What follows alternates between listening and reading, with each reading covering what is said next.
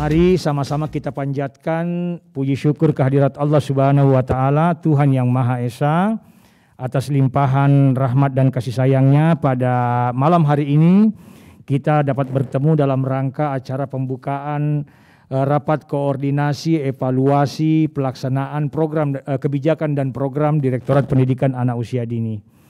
Pak Dirjen yang kami hormati, kami laporkan bahwa acara ini diikuti oleh 11 provinsi, mulai dari provinsi yang paling barat yaitu Sumatera Utara, kemudian Aceh ada di sini, kemudian Kepri dan Riau, Sumatera Barat, kemudian Jambi, Sumatera Selatan, kemudian Banten, DKI Jakarta dan Daerah Istimewa Yogyakarta. Jumlah peserta yang kita harapkan hadir pada malam hari ini sampai dengan hari ketiga yang akan datang sebesar 151 peserta.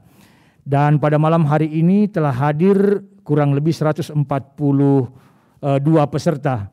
Jadi kami masih menunggu sekitar 9 peserta lagi untuk melengkapi kehadiran para kolega kita dari Dinas Pendidikan Kabupaten Kota dan Dinas Pendidikan Provinsi di DKI Jakarta yang terundang pada malam hari ini.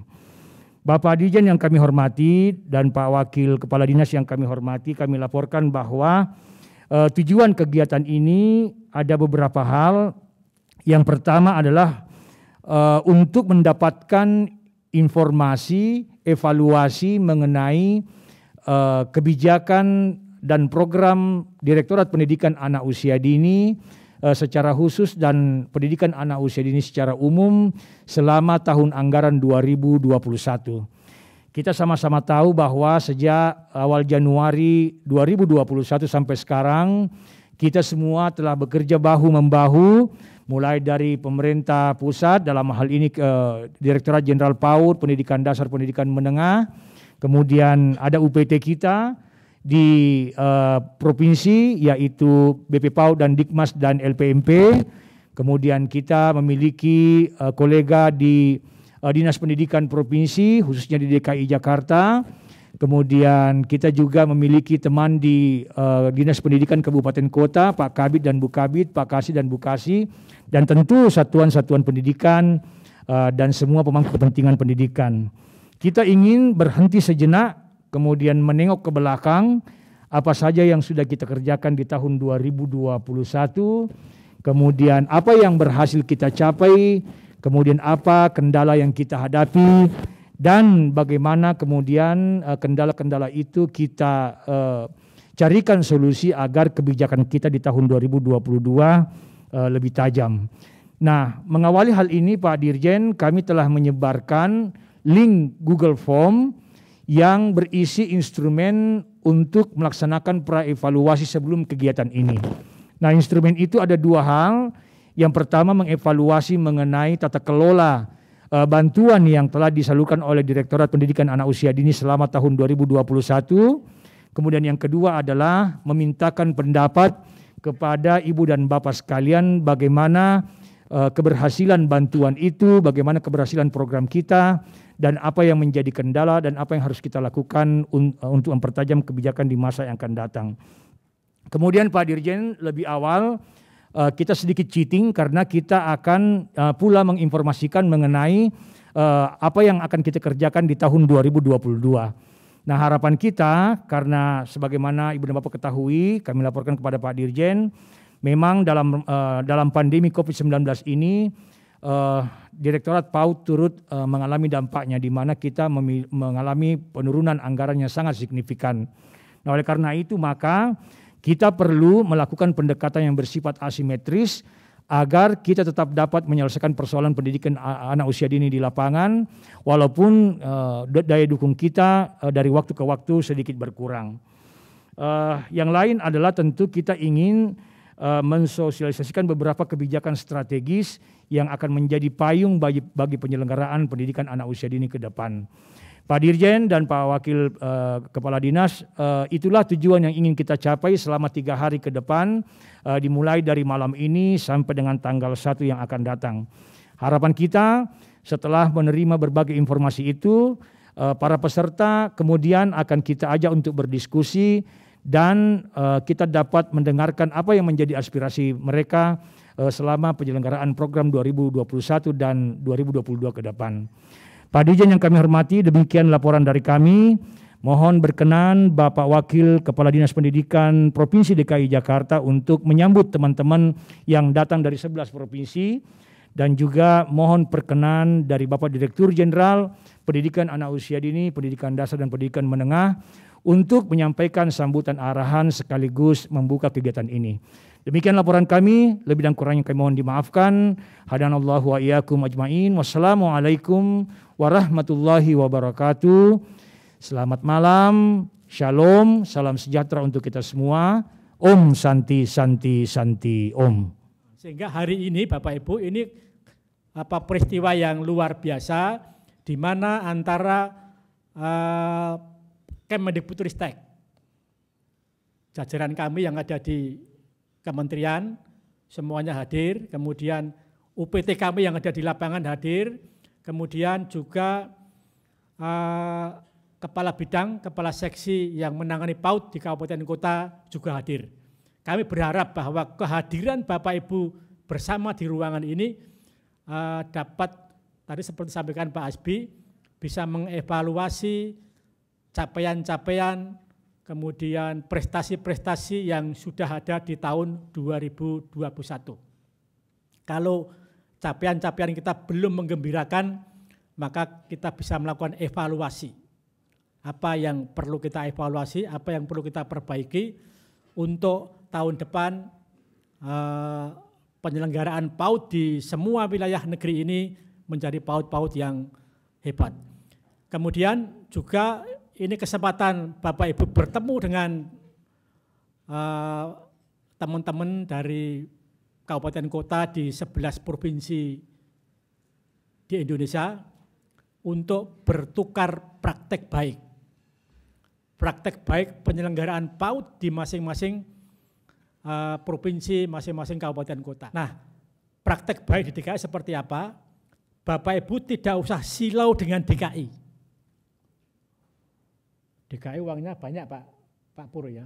Jadi PAD-nya banyak, ibu kota negara, tingkat kesejahteraan tinggi. Tetapi Bapak Ibu, apa yang ada di DKI dan mungkin juga kabupaten kota lain di 11 provinsi ini, tolong didiskusikan juga praktek baiknya untuk bisa diterapkan di kabupaten kota Bapak Ibu masing-masing. Bapak Ibu kepala bidang, tolong didiskusikan dengan kepala dinasnya masing-masing. Apakah ada kepala dinas yang hadir ini? Mungkin saya lupa menyebut tadi, kepala dinas kabupaten kota ada yang hadir?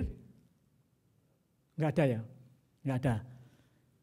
Didiskusikan dengan kepala dinas, untuk disampaikan, diskusikan juga dengan Bunda PAUD yang ada di kabupaten kota Bapak Ibu sekalian untuk memberi masukan-masukan tentang peran pentingnya PAUD.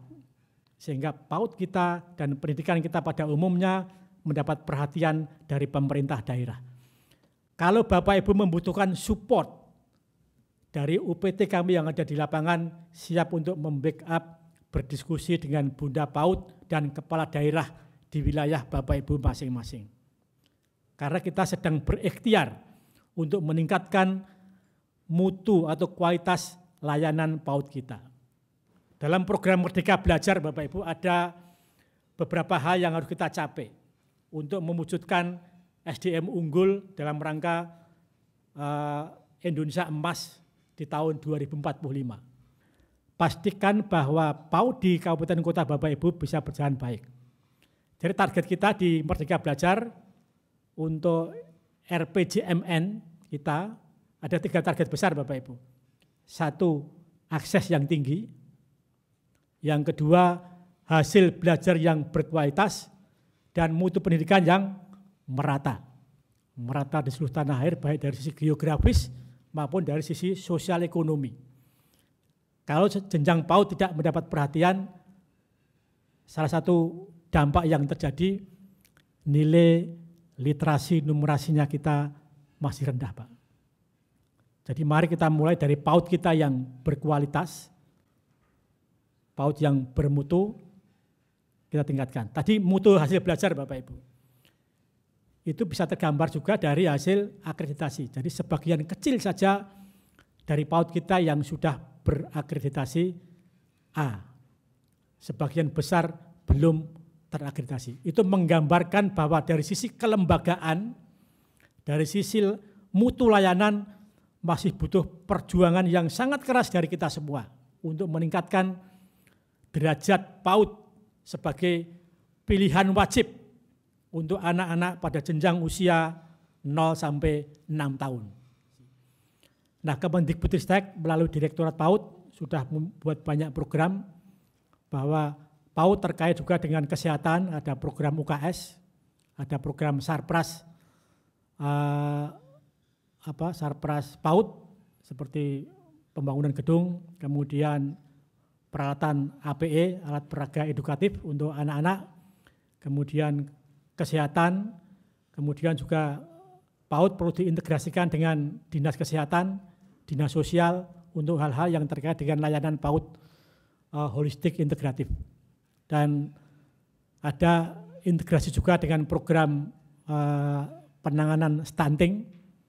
Dan kemarin saya diberi pelajaran Pak Asbi, Direktur PAUD, ketika berkunjung ke Kendari, kita menemukan beberapa siswa yang peserta didik di PAUD yang mengalami stunting. Jadi badannya kecil, tidak berkembang, padahal usianya sudah seharusnya jauh lebih besar dibandingkan dengan fisik yang ada. Nah, jadi demikian banyak Bapak Ibu PR-nya. Tapi janganlah pesimis, jangan putus asa. Kalau kita punya tekad, punya kemauan untuk berikhtiar lebih besar lagi, maka insya Allah ikhtiar Bapak Ibu sekalian akan bisa terwujud dalam bentuk PAUD yang berkualitas untuk masa depan Indonesia. Bapak Ibu.